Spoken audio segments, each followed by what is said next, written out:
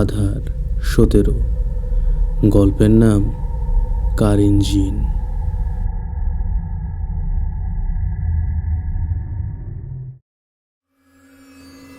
আমরা অত্যন্ত ধার্মিক ফ্যামিলির সন্তান। আমার আব্বু একজন আলেম। তিনি ওনার জীবনে অনেক প্যারানর্মাল অ্যাক্টিভিটি দেখেছেন। বেশ কয়েকবার জিনে ধরা রোগীও ভালো করেছেন। এক কথায় ওনার সব বিষয়ে অনেক জ্ঞান ও অভিজ্ঞতা রয়েছে। ২০১৩ সালের এক সন্ধ্যায় আব্বু মাগরিবের নামাজ পড়ে বাসায় বসে আছেন। তখন আমার বোন সাইবা বেশ ছোট, ৮-৯ বছর বয়স হবে। তো সাইবা আব্বুকে বলে জিন ভূতের গল্প শোনাতে।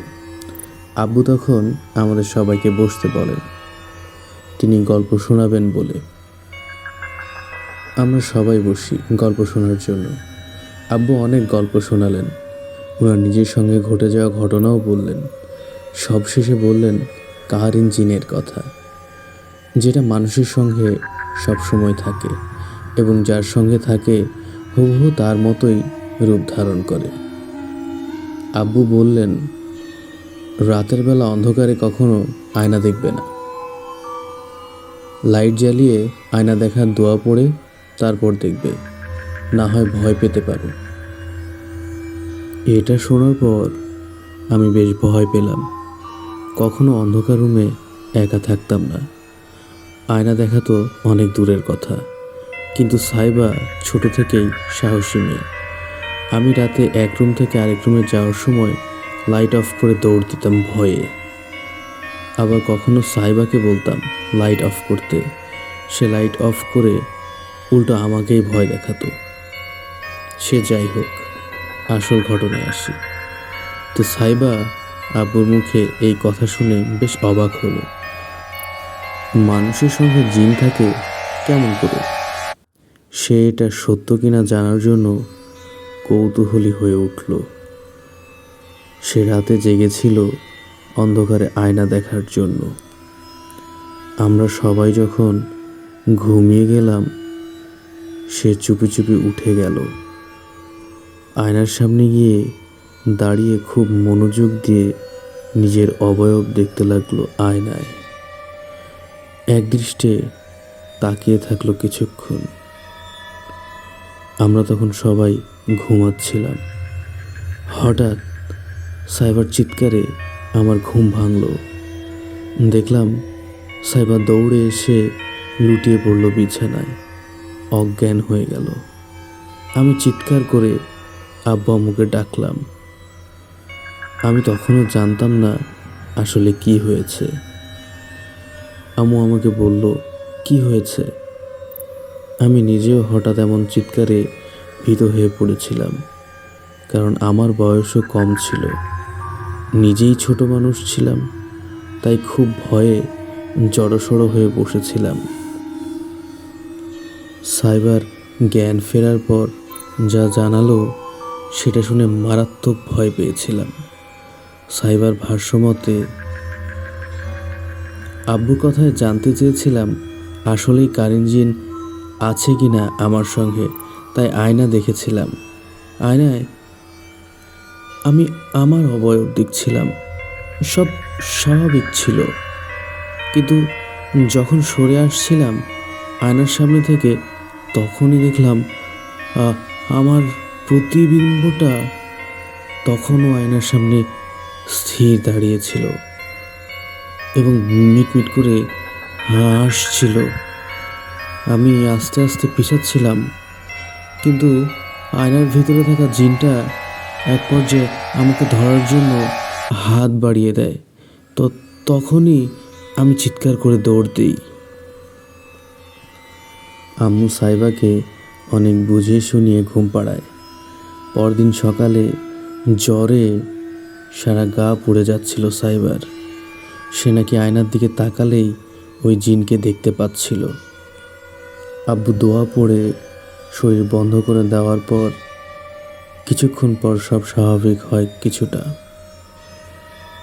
একদিন রাতে সাইবা ঘুম থেকে উঠে বাথরুমে যাচ্ছিল। বাথরুমের সামনে যাওয়ার পর তার নাকি মনে হচ্ছিল ভেতরে কেউ কাঁদছে। দরজা খুলে সে দেখতে পেল ভেতরে তারই মতো দেখতে কে যেন দাঁড়িয়ে আছে। এই দৃশ্য দেখার পর সঙ্গে সঙ্গেই চিৎকার করে জ্ঞান হারিয়েছিল সাইবা। এরপর অনেকদিন পর্যন্ত এই জিন ভয় দেখাতো ওকে। আব্বু অনেক কিছু করে জিনটাকে সরিয়েছে ওর শরীর থেকে। আসলে মানুষের সঙ্গে কারিন জিন থাকে সত্য, কিন্তু সাইবারটা ছিল বদ জিন, যা সবাইকে ভয় দেখিয়ে মজা পেত। এরপর আর একটা ঘটনা বলি। 2022 সালে আমার এক খালাতো বোনের সঙ্গে ঘটে এই ঘটনা। তখন ছিল শীতকাল। গ্রামের সবাই নর্মালি তাড়াতাড়ি ঘুমিয়ে পড়ে। শীতকালে তো আরও তাড়াতাড়ি ঘুমায়। যেহেতু গ্রামে প্রচুর ঠান্ডা পড়ে, তাই কেউই বেশি রাত অবধি বাইরে থাকে না। আমার খালাতো বোনের তখন সবে নতুন বিয়ে হয়েছে, তো আপা এবং দুলাভাই আলাদা একটা ঘরে থাকতো। মানে সামনাসামনি দুটো বাড়ি, একটা বড় ঘর আর একটা ছোট ঘর।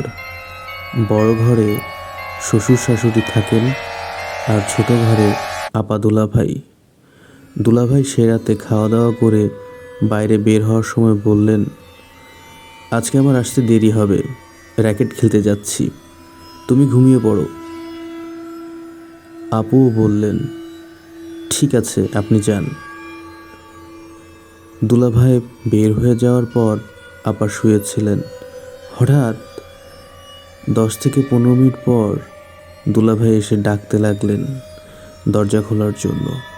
আপা অবাক হয়ে দরজা খুলে বললেন, আপনার না দেরি হবে আসতে? দুলাভাই কিছু না বলে ভেতরে ঢুকে গেলেন। আপা বেশ অবাক হলেন। খেয়াল করলেন হঠাৎ ঘরে পোড়া পোড়া গন্ধ লাগছে এবং দুলাভাইয়ের ব্যবহারও কেমন অপরিচিত লাগছে। দুলাভাই চুপচাপ শুয়ে পড়লেন বিছানায়। একটা কথাও বললেন না আপার সঙ্গে। আপাও শুয়ে পড়লেন। আবারও ঘণ্টাখানিক পর দুলাভাইয়ের ডাকে ঘুম ভাঙল আপার। হতবাক হয়ে পাশে শুয়ে থাকা বস্তুটার দিকে তাকালেন আপা। যা দেখলেন দু চোখে বিশ্বাস করা কঠিন। পাশে সাদা কাপড় পরে শুয়ে আছে কে যেন। হঠাৎ বন্ধ চোখ মেলে তাকালো আপার দিকে। আগুনের গোলার মতো জ্বলজ্বল করছে। আপা এই দৃশ্য দেখে চিৎকার করে অজ্ঞান হয়ে গেলেন। পরে দুলাভাই এসে মাথায় পানি দিয়ে জ্ঞান ফেরালেন। দুলাভাইকে দেখেও আপা ভয় পাচ্ছিলেন। অবশেষে যখন বুঝতে পারলেন আসলে এটা দুলাভাই, তখন কিছুটা স্থির হয়ে ঘটনাটা খুলে বললেন দুলাভাইকে।